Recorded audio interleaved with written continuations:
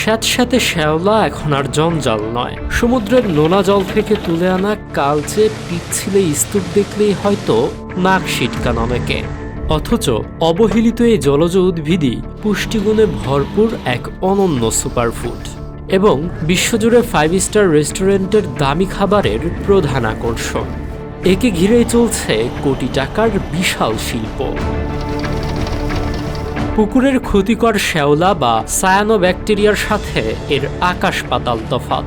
এটি মূলত পাইরোপিয়া নামের বিশেষ প্রজাতির ভোজ্য শৈবাল, যা বিশাল জাল ফেলে সমুদ্রে বাণিজ্যিকভাবে চাষ করা হয়। কালো এই সামুদ্রিক ফসল কারখানায় প্রক্রিয়াজাত হয়ে পাল্টে যায় কাগজের মতো পাতলা গাঢ় সবুজ মুচমুচে শীটে। সুশির গায়ে জড়িয়ে থাকা এই পাতাটি নড়ি। ফসল তুলে ধুয়ে মেশিনে মিহি পেস্ট তৈরি করা হয়। এরপর স্পঞ্জে ফেলে মাঝারি তাপে শুকিয়ে উচ্চ তাপমাত্রায় কয়েক সেকেন্ড রোস্ট করলেই প্রস্তুত হয়ে যায় এটি।